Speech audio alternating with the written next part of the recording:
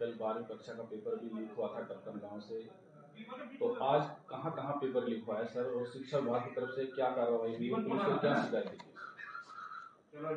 कल जैसा आपने बताया कि कल टपकन गवर्नमेंट सीनियर सेकेंडरी स्कूल के सेंटर से एक पेपर आउट हुआ, उस पे देर रात तक पुलिस कार्रवाई में लगी हुई थी और न्यूज़ में सुना कि कुछ बच्चों को हिरासत में लिया गया था। तो लेटेस्ट न्यूज़ तो पुलिस विभाग ही बता पाएगा।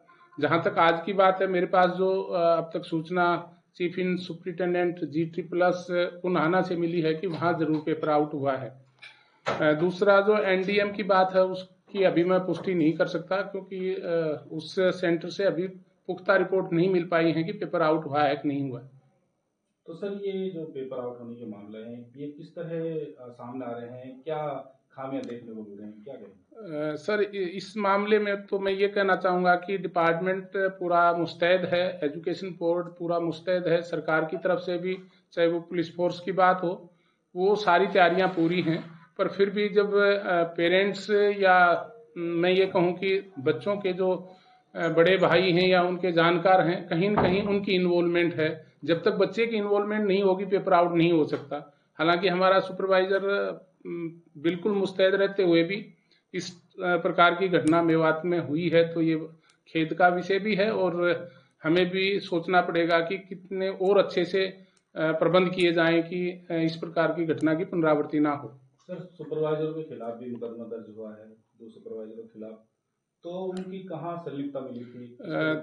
सुपरवाइजर की संलिप्तता नहीं होती, क्योंकि वो 24 स्टूडेंट्स की सुपरविजन करता है, पर कई बार बच्चे शरारती या जो आउटसाइड डिस्टरबेंस होती है उससे भी कई बार जबरदस्ती बच्चे से पेपर भी छीन लिया जाता है। वो तो रिपोर्ट में कंफर्म नहीं कह सकता कि किस प्रकार से पेपर आउट हुआ है, वो तो इंक्वायरी का मैटर है।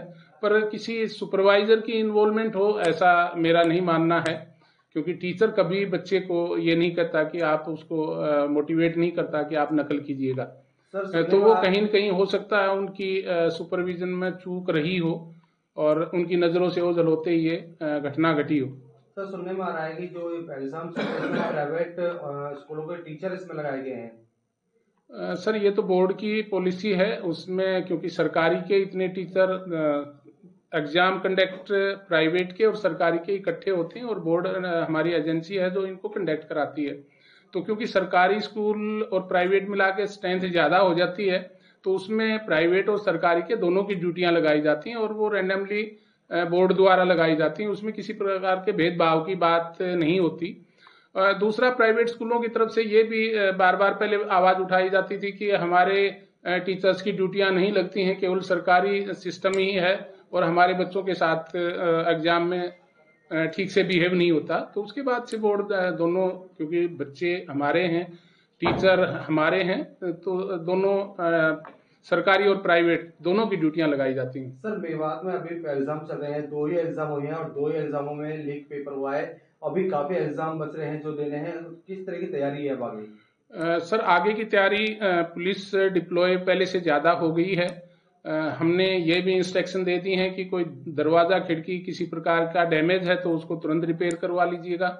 दूसरा, हमने चीफ इन सुपरिटेंडेंट को भी कहा कि SMC को इन्वॉल्व कीजिएगा और जो पंचायत है उसको इन्वॉल्व कीजिएगा कि आउटसाइड डिस्टर्बेंस ना हो, क्योंकि ये जो भी पेपर आउट हुए हैं वहां पे आउटसाइड डिस्टर्बेंस देखने को मिली है। सही 10वीं की परीक्षा कराने के लिए कितने मतदान केंद्र पूरे जिले में बनाए गए? 59 जो हमारे सेंटर एग्जाम के हैं, जहां पे ये 10th और 12th के पेपर होंगे।